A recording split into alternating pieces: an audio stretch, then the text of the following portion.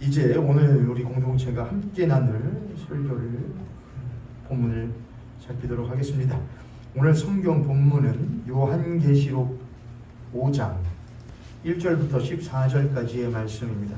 요한계시록 5장 1절부터 14절까지입니다.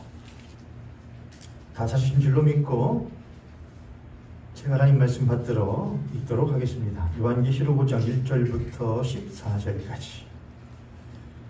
내가 보매 보좌에 앉으신 이의 오른손에 두루마리가 있으니 안팎으로 썼고 7인으로 봉하였더라.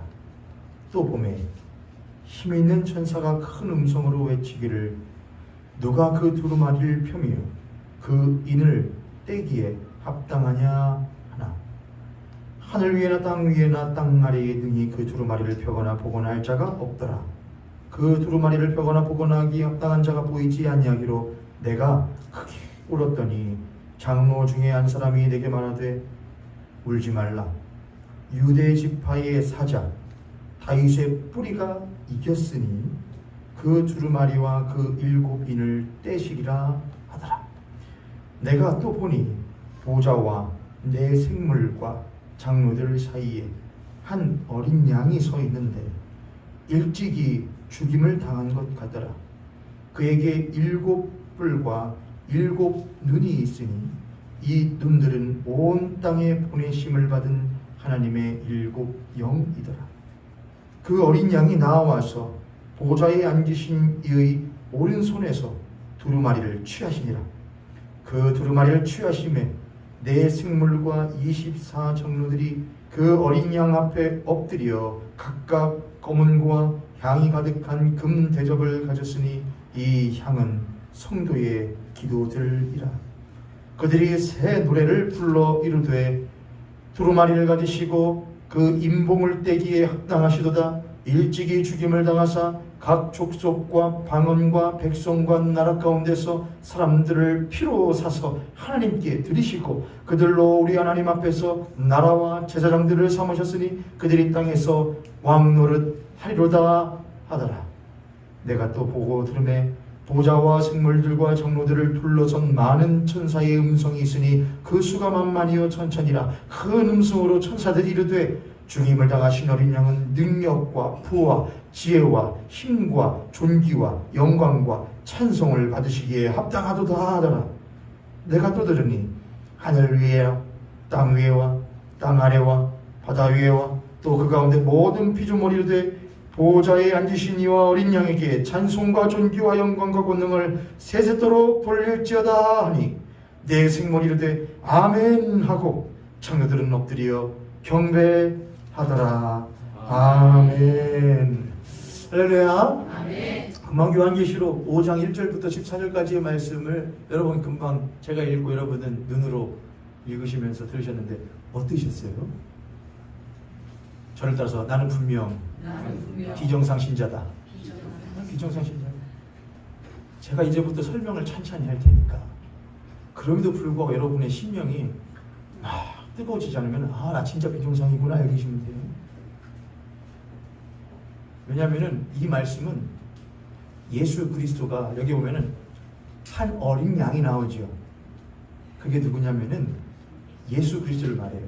근데 그 어린 양은 특징이 있어요. 일찍이 무얼 당하셨고 일찍이 죽임을 당하셨는데 또 이렇게 말해요.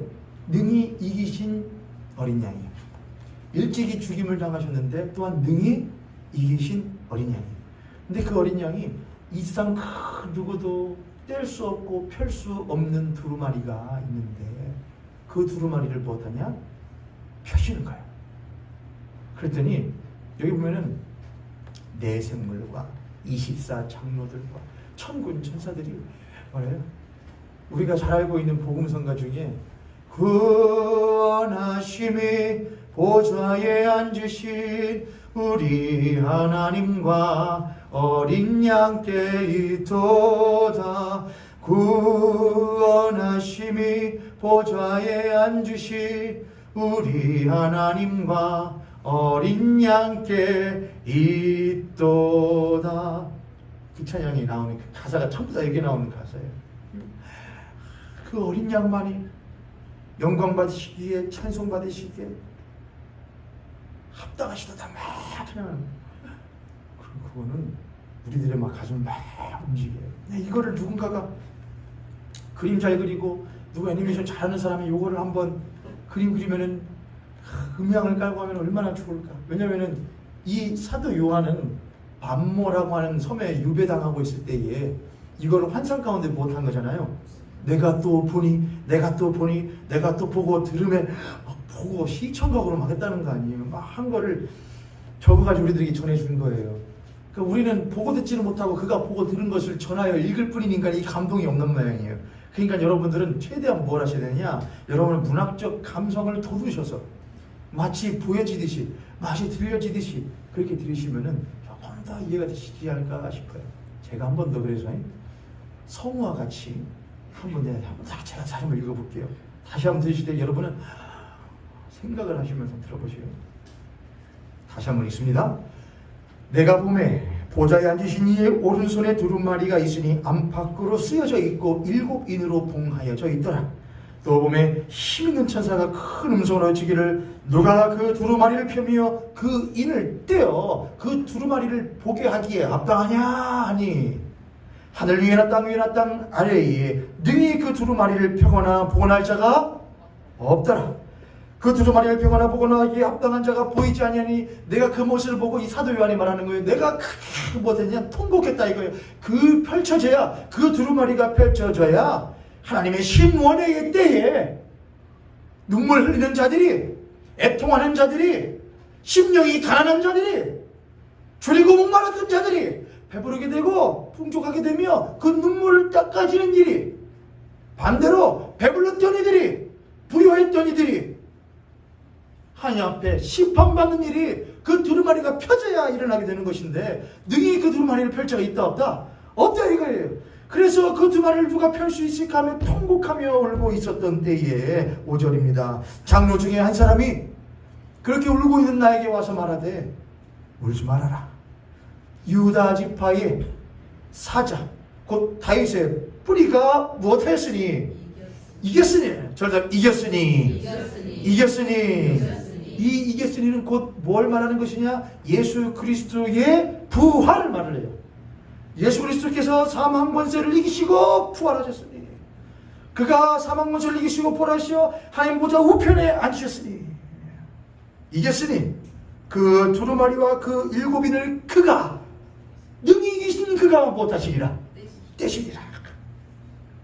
내가 또 보니 보좌와 내 생물과 성물 사이에 한 어린 양이 서 있는데 일찍이 죽임을 당한 것 같더라.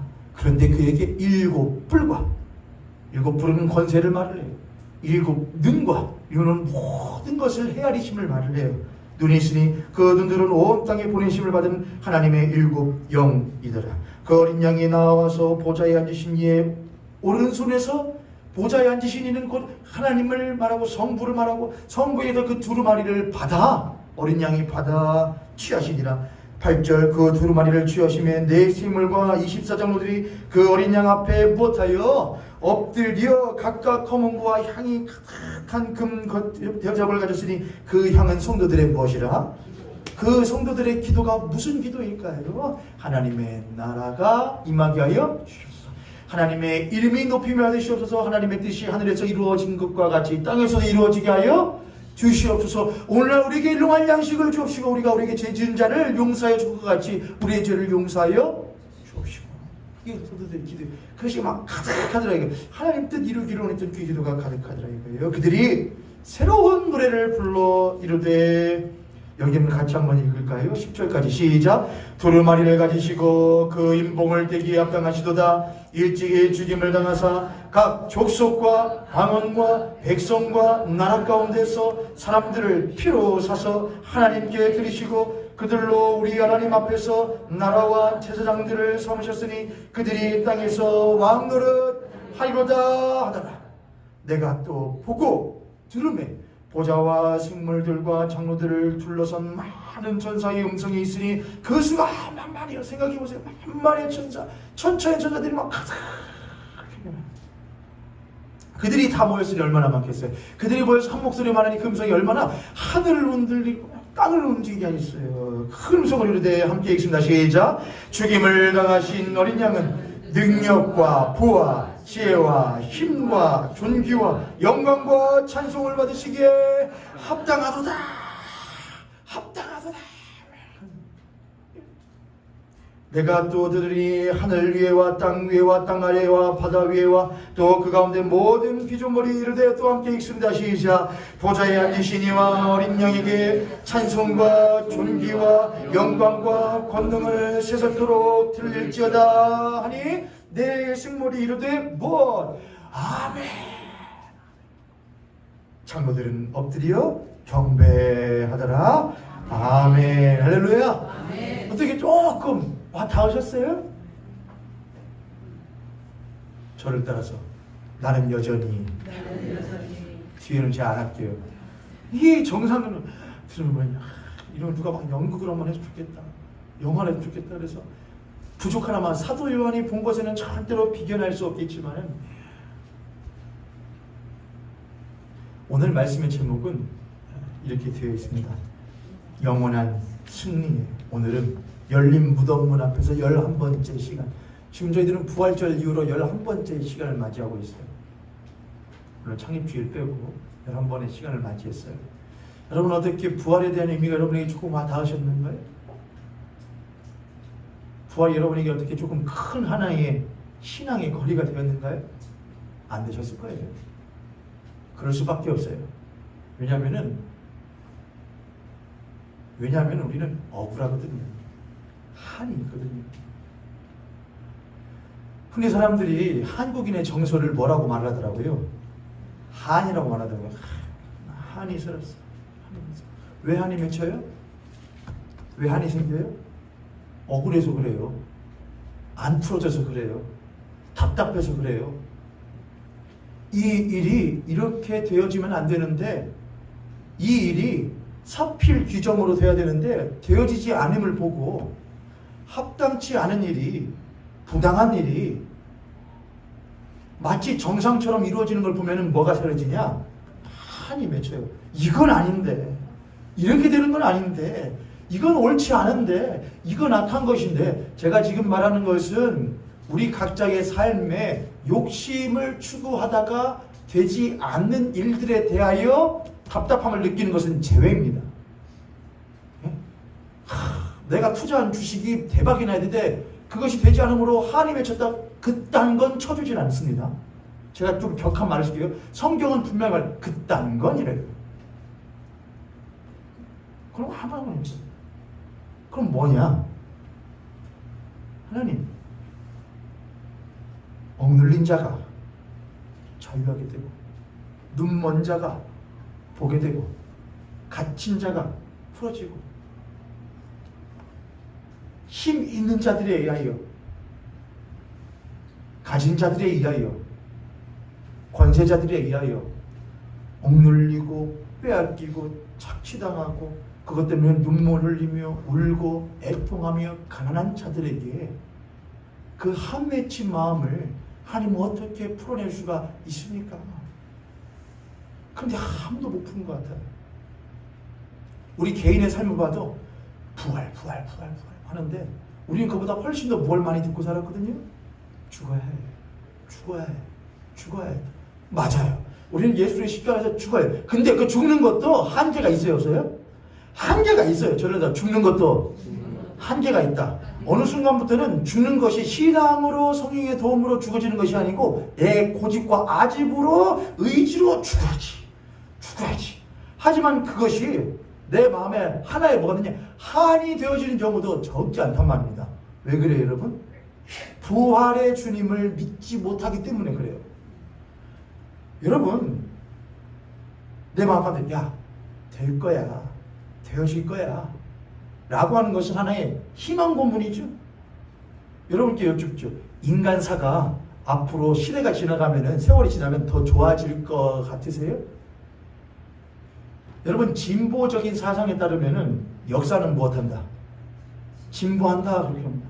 직선을 한다. 아니다. 선형으로 막 나선을 돌듯이 조금 돌아가는 것처럼 제자리 돌고 있는 것 같지만 나사처럼 점점 못하고 있다. 더욱더 나은 곳을 향하여 진보하고 있다. 그런 말을 하죠. 저도 그런 진보적인 사상을 참 좋아하는 사람이지만 성경에 입각하고 인간의 역사를 조금 돌아보면은 인간의 문명은 무엇했을지 몰라도 진보했을지 몰라도 인간 자체는 조금도 변하지 않았어요. 기술은 발전을 했고 문명은 발달을 했고 우리가 할 수 있는 어떤 이 땅에서의 능력들은 더욱더 많아졌는데 그 능력과 기술을 활용하고 사용하는 인간은 하나도 안 바뀌었다 이거예요. 그대로라 이거예요. 여전히 미움과 여전히 욕심과 여전히 이기심과 여전히 질투와 여전히 반목과 여전히 전쟁과 그것으로 가득 차 있는 것이 인간이래요. 인간 그 자체란 말이에요. 예, 앞으로 놀라운 일들이 일어날 것 같아요. 뭐 벌써부터 뭐 비전이 나왔네. AI에서 인공지능이 생겼네. 앞으로 세대가 더 좋아할 것 같네. 아니요. 편할지는 몰라요. 그렇지만 더 편한 것하고 여러분 좋은 것하고는 틀려요. 그렇죠. 편한 것하고 선한 건 틀려요. 요즘의 세대는 편한 걸 추구하죠. 편한 걸. 저는 젊은 세대들에게는 꼰대이겠지만 여러분들에게는 아주 어린 목사이겠지만 목사이다 보니 동급대의 나이보다는 조금 더 애어른 같은 생각을 갖지 않을 수밖에 없게 됐거든요. 목사이다 보니까. 그래서 저는 젊은 세대들에게 꼭 말하고 싶어요. 너희들의 부모님들 보면은 윗세대 보면은 한심스러울 때가 참 많지. 그렇게 억척스럽게, 그렇게 고집스럽게 성공을 해야 돼. 내 자식들을 키워야 해. 그것 때문에 자신의 삶을 버리고 그냥 자식들에게 투자하고 그냥 자신의 몸이 부서져라 해가지고서 난 거. 뭐하려고 그렇게 살아 엄마 아빠. 그렇게 살지 마라. 즐기면 살아. 엄마 아빠의 인생을 즐기면 살아. 라고 그렇게 한심스럽게 생각하지. 그런데 엄마 아빠 볼 때는 너희들이 한심스러워 죽겠어. 왜냐? 너희들은 현실을 안 살아. 이게 현실이에요, 목사님. 부동산, 주식, 운동, 먹는 것, 내 삶을 즐기는 이게 현실이에요. 아니요. 윗세대들은 본질은 알았는데 그 본질을 이루는 과정이 너무나 못했고 본질을 이루는 과정이 너무나 억척스럽고 때로는 편향되어져 있었어. 근데 본질은 알았어. 본질은. 근데 너희들은 과정은 못한데 과정은 조금 번지를 해버리는데 뭐가 빠졌어? 본질이 빠졌어. 그게 뭐예요? 부모님들은 내 자식, 나가 아니고요. 나가 아니고 내 자식, 나의 가정. 나가 아니었다면 내 가식과 내 가정을 위하여 나를 무엇해? 희생을 해. 그게 사랑이란 말이에요.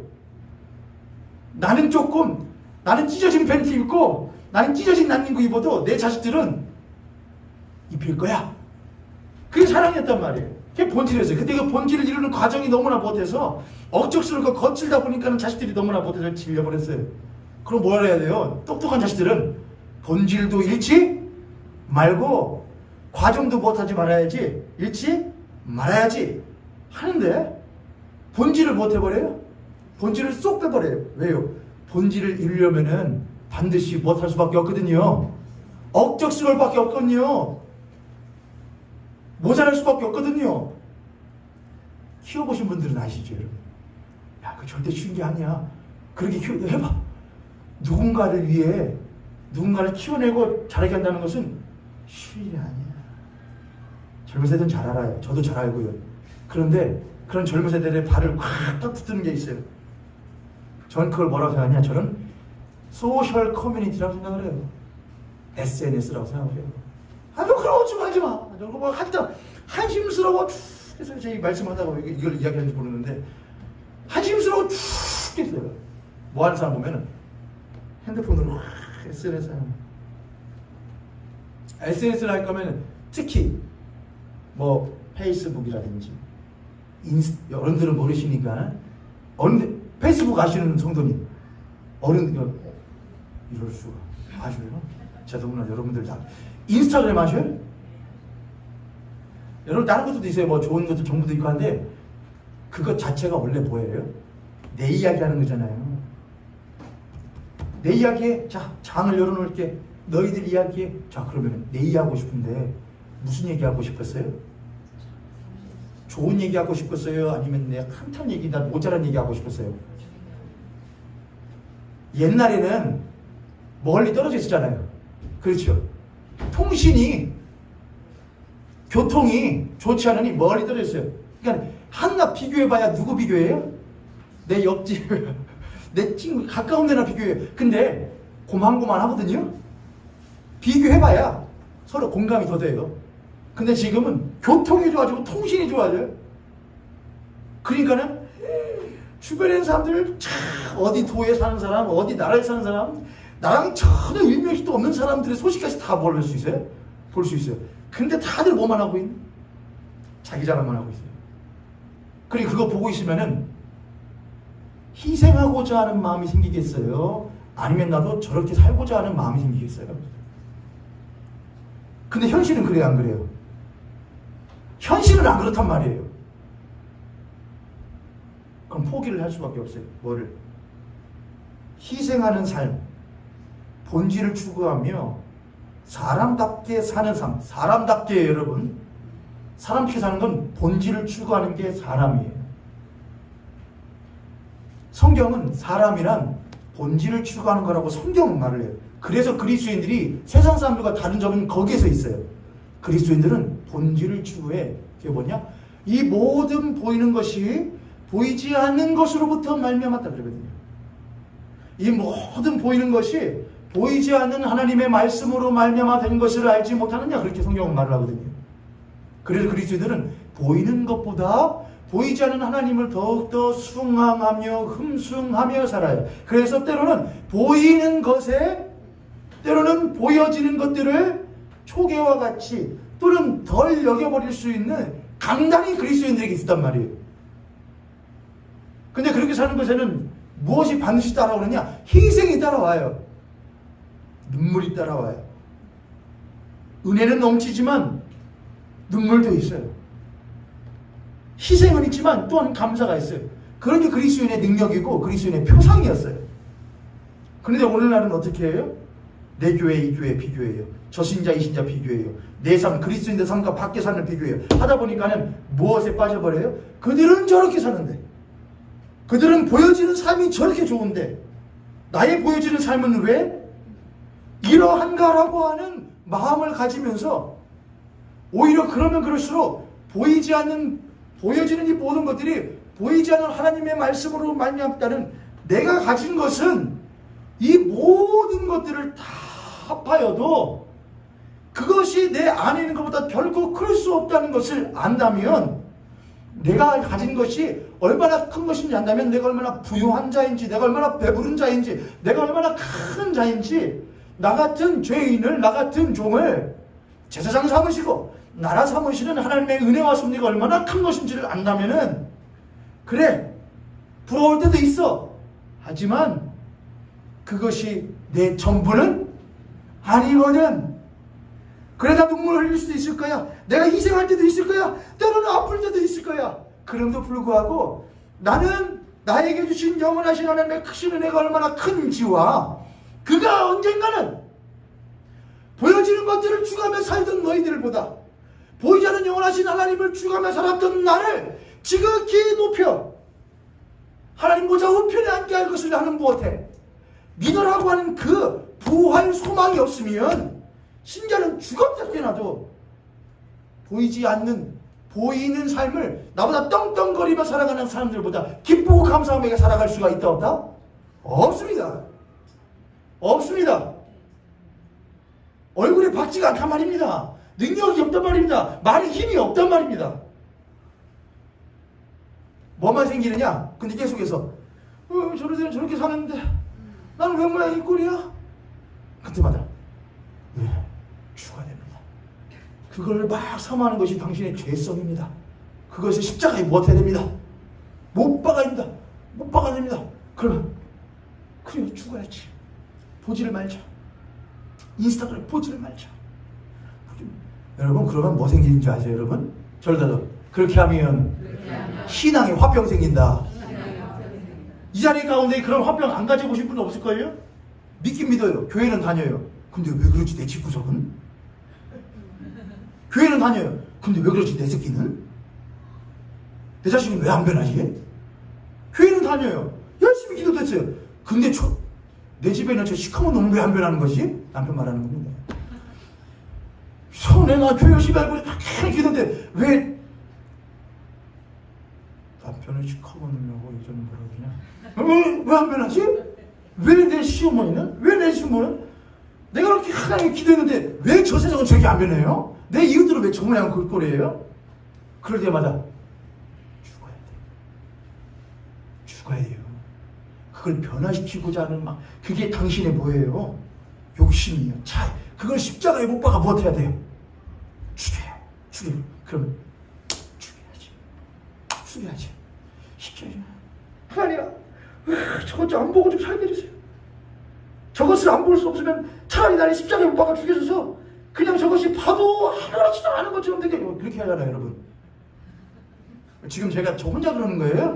다 그러시면서 뭐 안 하는 것처럼 하세요. 옆에 선생님 같은 선생님 모시고 당신도 그렇고 나도 그렇고 다 하는 일입니다. 다 하는 일이에요. 자, 구약으로 갈게요. 구약으로 가면은 하나님이 창세기에서 6일 동안에 창조를 하시고 7일째 뭘 하셔요? 안식을 하셔요. 안식. 그러면 아담과 하와는 경작하고 다스리는 일을 해요. 하다 보면은 아담과 하와는 무엇으로 지음받은 사람이기 때문에 땅이 흙이에요. 보이는 흙이에요. 그러다 보니 땅에 보이는 흙으로 지음받다 보니 보여지는 것에 눈이 마음이 쉽게 가요 안 가요? 가는 존재예요. 그래서 하나님은 7일째의 안식일을 그들에게 지정하여 주셔서 나와라 해서 너희들은 비록 보이는 흙으로 지음받았지만 보이지 않는 생기를 부여받은 존재이기에 너희들의 생명과 본질은 나에게 있음을 잊지 말아라. 그렇게 하셨다고요. 근데 그들은 가차없이 그걸 버려버렸죠. 그리고 구약시대가 막 시작되는 거예요. 했더니 하나님이 떠난 세상 가운데에 확 밀려오는 죄의 홍수가 막 어마어마한 거예요. 두발가인이 나오죠. 라멕이 나오죠. 내가 몇 명을 죽였어. 내가 누구도 죽였어. 내 부인은 몇 명이야. 내 성은 얼마네. 내 건 얼마네. 자, 성이 커지고 터가 커지고 성벽이 높아지면 높아질수록 권력자가 생겨요 안 생겨요? 여러분 권력자가 생기면 필연적으로 여러분 권력이라는 건 나눠먹는 걸 좋아해요 안 좋아해요? 안 좋아해요. 여러분 통장에 1,000만 원이 있다 치죠. 1,000만 원이 더 있으시겠지만 없는 분도 계시겠지만 여러분 통장에 1,000만 원 있어요. 근데 막 하나님이 감동을 막 주셔요. 너 지금 당장 너의 영혼을 불러가면은 그 모든 것이 헛것인데 너 그것으로 뭘 하려 하느냐? 그거를 가지고 와 가난한 자들에게 나눠줘. 라는 막 음성이 막 들려요. 그럼 주님 나에게 이런 음성을 주시면 감사를 드립니다. 어떻게 할까요? 하고서 막 그렇게 하죠. 왜요? 왜 안 돼요? 막 그러죠 여러분. 왜 하필이면 그렇게 하죠 여러분. 못 들어서 그렇게 하죠. 인간의 욕심이에요. 사람은요 안 나눠 먹고 싶어요. 이거 내 건데. 성 같은 거 하면은 권력자가 생겨요. 그럼 권력자는 나눠 먹는 걸 싫어해요. 그럼 필연적으로 누가 생기느냐? 그 권력의 희생자들이 생겨요. 권력의 희생자들이. 구약시대에 보면은 희년, 주빌레라는 제도가 있어요. 희년은 안식년이 7년마다 오는데 그 안식년이 7번은 완전수를 말해요. 7번 반복되고 마지막 50년째 77에 49년에다가 50년째 되는 애는 희년이에요. 주빌라타 그건 뭐냐? 해방의 때예요. 성경 잠깐 한번 볼까요? 레위기 25장입니다. 레위기 25장. 그래도 여러분 잘 따라와 주시고 계시는 것 같아요. 지금 제가 감사해요. 레위기 25장 8절부터 17절까지 안식년에 대한 이야기와 희년에 대한 이야기가 나오는데 25장부터는 안식년에 대한 이야기가 나오고 8절부터는 희년에 대한 이야기가 나와요. 희년이 뭐냐? 레위기 25장 8절부터 17절까지 이렇게 쓰여 있습니다. 너는 7 안식년을 계수할지니 이는 7년이 7번인즉 안식년 7번 동안 곧 49년이라. 7째 달 열흘날에는 속죄인이 너는 뿔라빨 소리를 내되 저 이스라엘 전국에서 막 50년째 되는 시간에 뿔라빨을 아유 얼마나 막 가슴이 뛰겠어요. 그 소리만 듣고 싶어서 50년 버티는 사람들도 있어요. 언제든지. 왜냐? 10절입니다. 너희는 50년째를 거룩하게 하여, 거룩이라는 것은 하나님의 뜻에 부합한 깨끗함을 말을 해요. 하나님의 뜻이 조금의 흠과 점도 없이 온전하게 이루어진 걸 거룩이라고 그래요. 거룩하게 하여 그 땅에 있는 모든 주민, 이스라엘 땅에 하나님의 나라라고 하는 이스라엘 땅에는 모든 주민을 위하여 뭐를 공포하라? 자유를 공포하라. 이 해는 너희에게 희년이니 너희는 각각 자기의 소유지로 돌아가며 각각 자기의 가족에게 돌아갈지며 그 50년째는 너희의 희년이니 너희는 뭐 하지 말며 파종하지 말며 스스로 난 것을 그냥 땅에서 파종도 안 했는데 스스로 난 것조차도 못하지 말아라. 거두지 말며 가꾸지 아니한 포도를 못하지 말아라. 거두지 말아라. 이는 희년이니 너희에게 거룩함이니라. 너희는 밭의 소출을 먹으리라. 이 희년은 너희가 각기 자기의 소유지로 돌아갈지라. 너희의 이웃에게 만약 너희가 너희의 힘 있는 또 가지고 있는 이웃에게 그 이웃에게 뭔가 내가 힘이 없어서 빚을 졌어요. 근데 그 빚을 지고 지다 보니까는 갚을 수가 없어서 이제는 누구를 파는 수밖에 없어. 나 자신을 종으로 그에게 파는 수밖에 없어서 그에게 종놀이를 했다면은, 종살이를 했다면은 내 이웃의 손에서 사거든. 너희 각 사람은 그의 형제를 속이지 말라. 그 희년 수의 연수를 따라서 너는 이웃에게서 그를 못할 것이요 살 것이요 그도 소출을 얻을 연수를 따라서 내게 팔 것이지. 연수가 많으면 너는 그것의 값을 많이 매기고 연수가 적으면 너는 그것의 값을 적게 매길지니 곧 그가 소출의 다소를 따라서 너에게 팔 것이지. 이건 종에 대한 이야기 아니고 소출에 대한 이야기네. 아무튼 소출을 못하라는 것이냐, 소출을 예전에는 비싸게 만든 것을 못하라, 적게 그 값을 낮추라 이거예요. 왜? 예전에는 그것을 높게 여겨서 고리대금이 생기고 힘이 한 곳에 응축되고 농축되어서 희생자들이 생기니, 먹지 못하는 가난한 자들이 생기니 그렇게 하지 말고 균등하게 먹을 수 있도록 그걸 풀어줘라 라는 말이었어요. 17절 너희 각 사람은 자기 이웃을 속이지 말고 너희 하나님을 경외하라. 나는 너희 하나님 여호와이니라. 신에 대한 제도가 레위기도 나오고 다른 데도 나오긴 하는데 지금 시간이 없으니까는 제가 빨리빨리 해요. 희년 때는 뭐냐? 하나님을 버린 인간들이 자신들의 아집과 욕심을 가지고 자기를 위한 삶을 살기 시작해요. 그러다 보니 사람들마다 여러분 타고난 사람들이 있어요, 없어요? 여러분 기회가 균등한가요? 여러분께 여줄게요. 인생에게 있어서 기회가 균등해요? 공평해요? 절대 아니에요. 그런 건 없어요. 언제부터 시작된 거예요? 창세 이후로 시작된 거예요. 아담과 하와의 타락 이후로 인간 세상에 공평이란 건 없어요. 균등이란 건 없어요. 하고 싶은 생각을 가질 수 있죠. 그러나 그것이 이루어져야 안 이루어져요? 이스라엘 땅에 희년이란 안식년과 희년이란 제도를 하나님께서 제정해 놓으셨어요. 자, 그럼 이스라엘 백성들 7년 딱 되고 50년째 희년 딱 되면은 하나님께서 내가 가지고 있던 모든 종들을 자유하게 하셨다. 그들이 이제는 자기의 집으로, 또 땅도 내가, 야, 너 나한테 빚진 거 팔어. 할 수 없어? 그럼 땅 내놔. 땅을 막 가져왔었는데 그것도 다시 다 못 해줘야 돼. 야, 땅은 내 거야. 땅 위에 사람이 살 수 있으니까는 네가 그 땅을 가져면 그들이 살 수 있냐 없냐. 그 밭에 소출로 먹는 것이 내 못 살지 않냐. 그러니 그 땅 다시 그들에게 뭐 해줘라. 그러니까 종살이에서도 자유해주고 땅도 다시 돌려줘라 하니 아멘 하고서 할 사람 있겠어요 없겠어요? 없는 거예요. 제정을 하셨는데 안 해요. 그러니까는 억눌린 자들의 그 한이 점점 밤에 뭐예요? 팍 쌓여요. 그럴 때에 하나님의 선지자들과 하나님의 또한 예언자들이 와서 뭐라냐? 야, 우리의 이 억눌린 한, 우리의 이 부자유함, 우리의 이 부당함을 해결해 주시고 우리에게 참된 자유를 주실 분이 오신다 그랬단 말이에요. 우리 왕이 그렇게 하신다 그랬단 말이에요. 그 왕이 바로 누구냐? 그들에게 육신으로서 보여줬던 왕은 바로 다윗이었단 말이에요. 다윗이 그렇게 했어요. 그 하나님께서는 선지자와 예언자를 통해서 너희에게 그 다윗이 준 자유보다 진정한 자유를 주실 왕이 너희들에게 오실 것인데 그가 곧 누구냐? 이걸 메시아이시다. 그게 그리스도예요. 그럼 메시아께서 너희들에게 오시어 너희들에게 자유를 선포하실 것이다 라고 하면서 말을 해요. 이사야서 61장.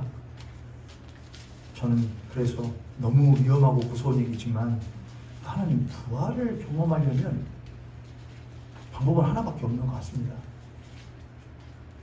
죽기 전까지 가야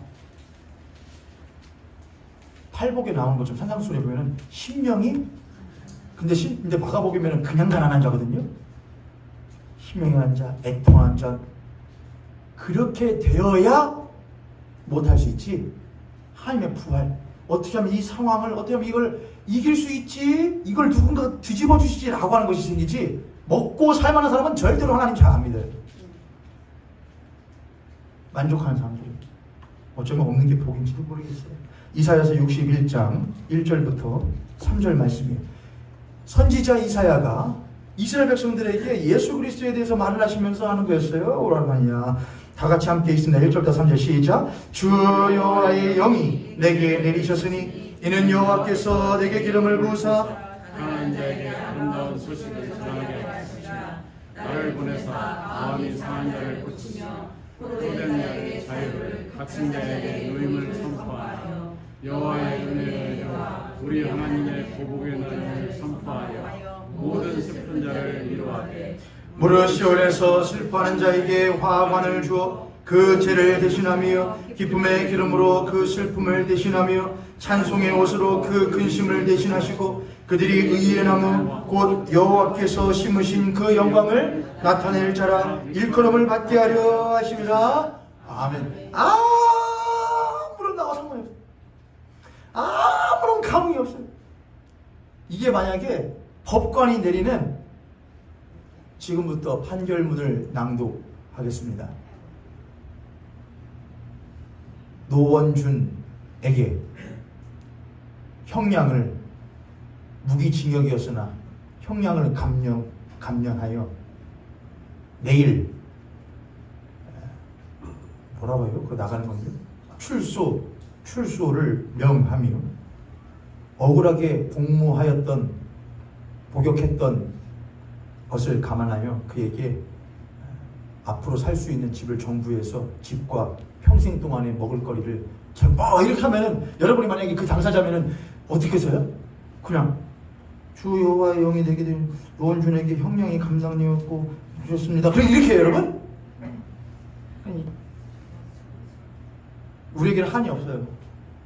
개인적인 한들만 있어요. 그럼 개인적인 한들도 한이니까 우리 대신에 죽어야 해요. 없다고 쳐. 그냥 눈을 감게 해달라고 하는데 안 보게 해달라고. 안 보야 속이 시원하니까 안 들리게 해달라고 하니 그런 건 없어요. 한은 쌓여요. 그리고 우리 그 한 위에 우리의 눈물의 기도도 막 쌓여요. 그럼 그거 풀어줘야 해요. 풀어줘야 된다고요. 이걸 누가 풀어주지? 언제까지 죽어야 되지? 근데 이미 선지자 이사야는 그렇게 말해요. 주 여호와의 영이 내게 내리셨으니 주 여호와의 신이 내게 임하였으니 이는 주께서 내게 기름 부으사 가난한 자에게 아름다운 소식을 주 여호와의 신이 내게 임하였으니 이는 주께서 내게 기름 부으사 가난한 자에게 아름다운 소식을 전하게 하심이라.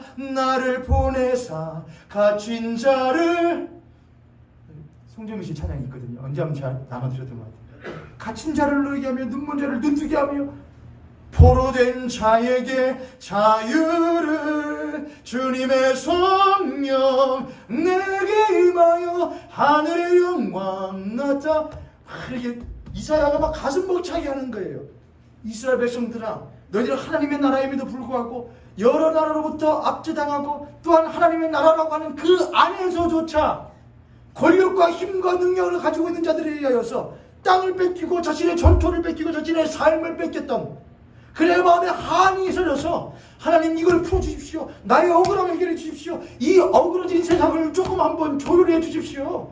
라고 했던 너희들의 그것을 바꾸실 리가 오신다. 바꾸실 리가 오신다. 그가 오시면 자유를 선포하시며 우리들의 모든 것들을 해방시켜 주실 것이다. 그가 오실 것이다. 막 말을 했어요. 이사벨에서는 그 말을 들을 때의 마음이 막 더욱더 애타는 거예요. 하나님 그 진짜예요? 진짜 해결해 주시는 거예요? 오시는 거예요? 근데 빨리 안 오시는 거예요. 왜요? 그들의 눈에 그걸 해결해 줄 수 있을 만큼 능력과 부를 가진 사람이 와야 돼야 되는데 그거는 안 오고 맨날 실패하고 없는 거예요. 그런데 자칭 자신이 하나님이라 말하는 자가 왔어요. 그게 누구예요? 예수 그리스도예요. 누가복음 4장. 누가복음 4장.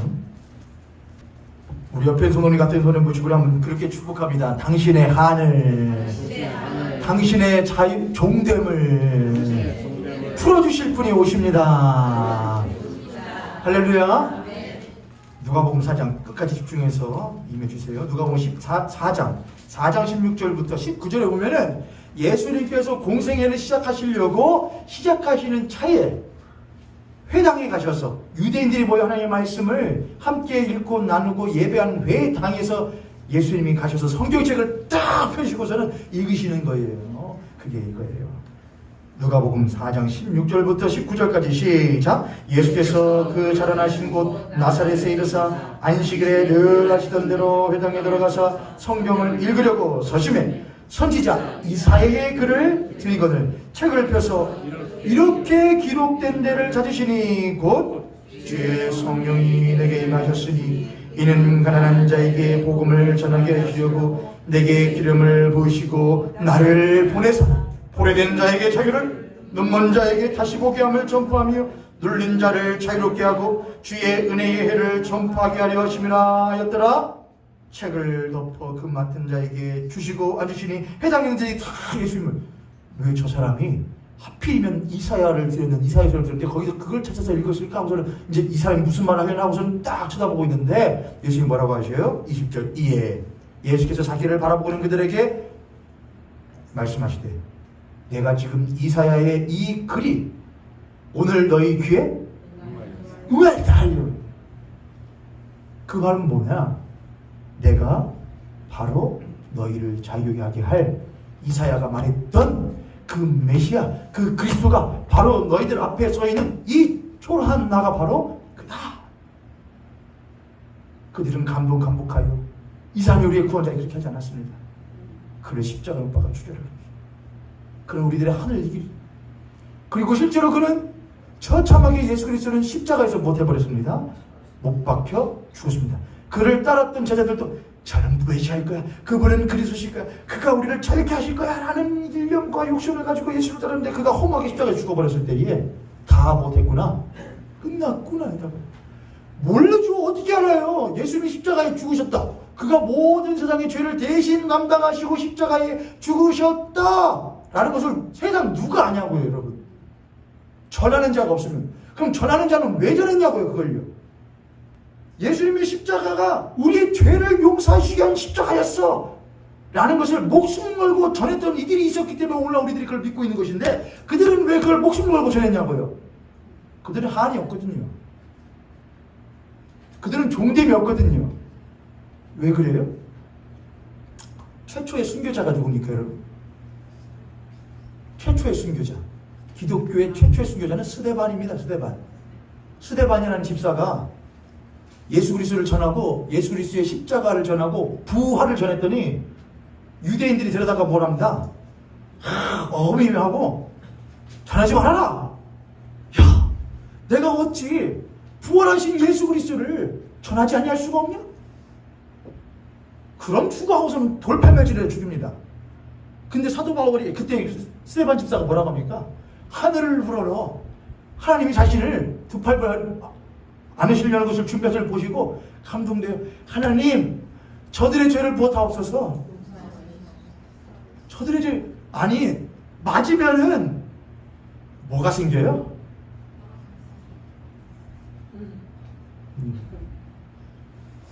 내가 죽어서 내가 9천을 떠드는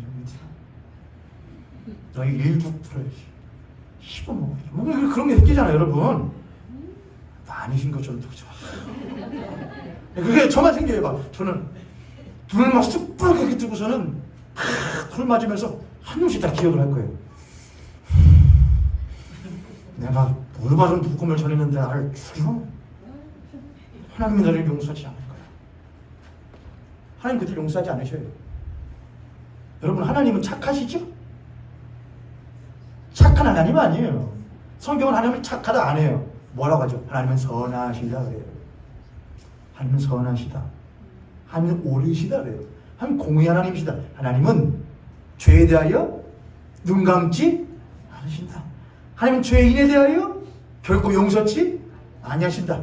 자신의 독생하신 아들 예수 그리스도를 통하여 은혜의 통로를 마련하셨음에도 불구하고 여전히 그 하나님을 숭앙하지 않고 흠숭하지 않는 이들에 대하여 그의 은혜를 배척하는 이들에 대하여 또한 죄의 때를 즐거워하며 이 세대 가운데 무엇을 먹을까 뭘 마실까 어떻게 하면 집을 살까 어떻게 하면 차를 살까 어떻게 하면 집을 더 넓힐 수 있을까 어떻게 하면 나를 스스로를 행복하고 만족하게 할 수 있을까라고 하는 자기를 사랑하는 때에 있는 이들을 하나님 결코 못하지 않으신다. 그래 너를 그렇게 했지만 나는 한없이 자비롭고 은혜로우니 그것조차 없다 하리라? 안 했다고요. 야 하늘로 올려가신 이는 너희들에게 다시 올리실 것이다. 그때는 그는 무엇 하시는 분으로? 심판하시는 분으로 오시거든요. 자 그러면 스데반 집사가 말했던 게 이해가 돼요. 스데반 집사는 팍 돌로 맞아요. 근데 스데반 집사는 자기를 돌로 때리는 사람들이 무엇한 거예요? 무서운 거예요. 야 부활의 주님은 죄에 대하여 좌시하지 않으시는 분이야. 너희들 나를 죽여서 그걸 어떻게 감당하려고 그러냐? 그분은 반드시 오셔요. 그분은 실제로 살아나셔. 실제로 죽으셨고 실제로 죽음 가운데서 이기시고 살아나셨어. 그리고 그분은 하늘로 승천하셨고 그분은 분명히 말씀하셔서 내가 반드시 다시 오리라. 무엇하러 오셔요? 갚으러 오시리라. 심판하러 오시리라. 죄에 대하여 의에 대하여 심판에 대하여 분명히 그는 약속하신 대로 심판을 오시리라. 그런데 너희들이 나를 그것도 알지 못하고 나를 돌로 쳐 죽이니 너희들은 그걸 어떻게 감당하려고 그러냐. 그러니 주님 저들을 못하여 주십시오. 불쌍해 주십시오. 용서해 주십시오. 저들이 지금 자기들이 하는 일이 무엇인지 알지 못합니다. 사랑하는 교회 성도님들, 우리가 부활의 주님을 믿는다는 게 무엇이에요? 그건 뭐냐? 우리의 한이 없다는 거예요. 한이 쌓이는데 주의 성령이 내게 임하였으니 이는 가난한 자에게 복음을, 포로된 자에게 자유를, 눈먼 자에게 다시 보게 함을, 누인 자를 자유롭게 하고 주의 은혜를 전파하게 하심이라 했던 예수님이 내가 그 말을 이루기 위하여 십자가에 못하고 죽어. 근데 죽으면 끝이잖아요. 그래 죽으면 끝이야. 그래서 내가 사흘 만에 다시 부활하노라. 그러면 뭐 하느냐? 그분은 진짜네요. 그분은 부활하신 주님인데 그 부활하신 주님을 보면은, 그리고 하늘보좌 우편에 계시는 그분을 우리들이 부활하신 그 주님을 믿으면 그 주님이 나의 모든 것을 다 헤아리시며 나의 응어리까지 다 헤아리셔서 반드시 그것을 자유케 하고 해방시키고 또한 못하실 것을 올바르게 심판하실 것을 우리는 못한다 이거예요. 믿는다 이거예요. 할렐루야. 아멘. 할렐루야. 아멘. 하나님 나의 모든 것을 아시고 응어리를 아시고 내 깊은 속의 한까지도 다 헤아리시는 주님, 당신은 그것을 절대로 좌시하지 않으시지요. 절대로 없다, 죄가 없다 하지 아니하시지요. 그럼에도 불구하고 그 죄의 화롯불을 그 머리에 쌓고 있는 이들을 보니, 전에는 내가 저거 어떻게 갚아주지? 저거 어떻게 하지? 라고 하는 한과 분노가 내 마음에 쌓였었는데, 이제는 그들을 보니 오히려 무엇한 마음이 듭니다. 저거 어떡하라, 저렇게 해서 어떡하려고 그러냐. 제가 아는 어떤 목사님이 그런 적이 있대요. 교회에 목사님을 너무나 괴롭히는 어떤 장로님이 한 분 계시대요. 장로님. 교회에 너무나 목사님을 괴롭게 하는 장로님이 한 분. 제가 일부러 지금 이쪽만 시작하고 있어요. 너무나 괴롭히는 장로님이 있어요. 뭐만 하면 때로는 막 함부로 험한 말도 하기도 하고. 그 목사님이 있어요. 개가 주인을 부르면 뭐 되는 것인데 잡혀서 계곡이 되는 것인데 불쌍해서 어쩌나 그랬대요. 본인이 주인은 아닌데 지금 저 사람이 자기가 하고 있는 일이 무엇인지를 모르고 한다 이거예요. 왜 안 불편하겠어요? 왜 화가 안 나겠어요? 근데 야, 당신이 지금 나한테 하는 게 지금 무슨 일을 하고 있는지 당신 지금 모르고 그냥 인간 대 인간의 문제가 하는데 그것이 당신을 어떻게 돌아갈지 내가 뻔히 아는데 불쌍해서 어쩌나 그런 마음이 들더라 이거예요. 아 그렇구나. 그래서 우리들은 부활의 주님은 살아계신 주님이에요. 살아계신 주예요. 그분은 우리를 아시고 갚아주셔요. 그분이 갚아주시지. 나는 그분이 갚아주실 거야. 어떻게? 심판하심으로. 근데 안타까운 것은 그 심판을 그들이 견딜 수 있을까?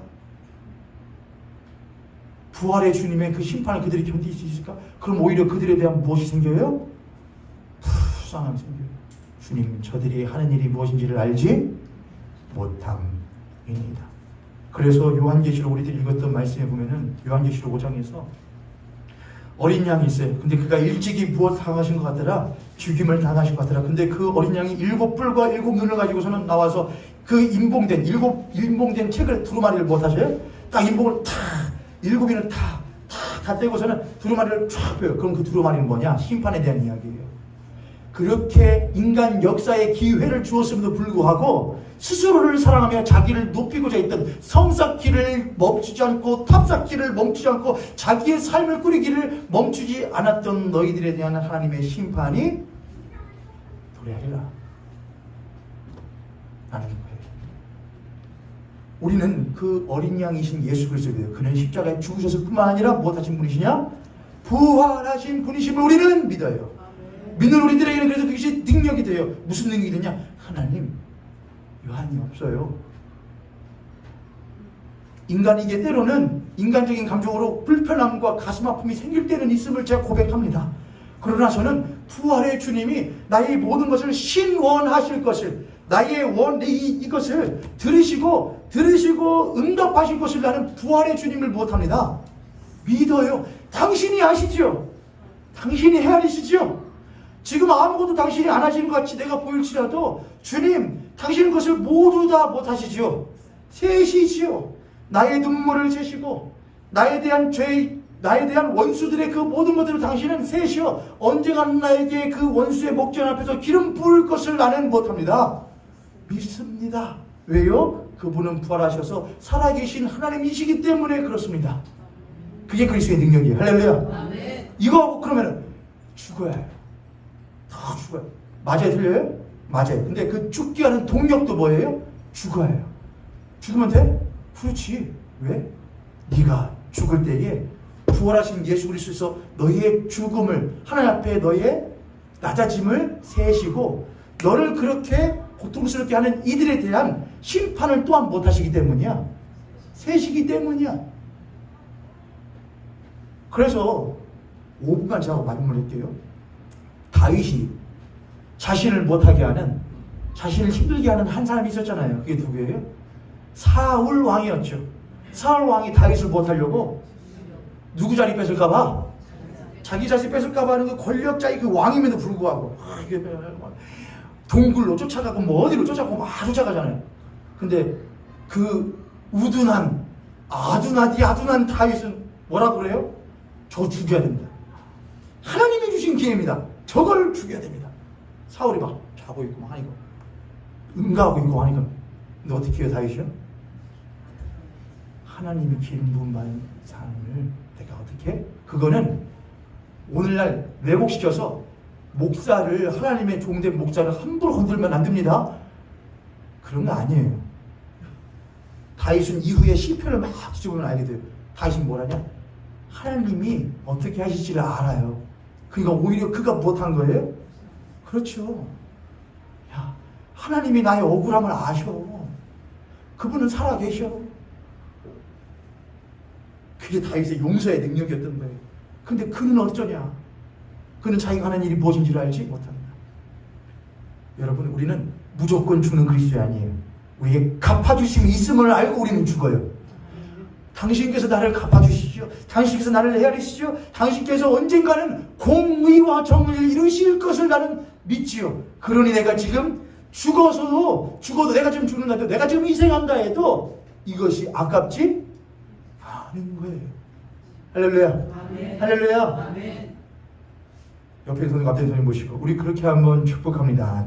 당신과 내가 부활의 주님을 믿음으로 기꺼이 죽기를 원하는 신자 되기를 원합니다. 아멘. 아멘. 그리스도인은 그렇게 자신의 삶 가운데 자신을 헤아리 주는 부활의 주님을 믿음으로 큰 마음을 가져 주님 앞에 나를 십자가를 지는 삶을 살 수 있고, 또한 용서하는 삶을 수 있어요. 우리가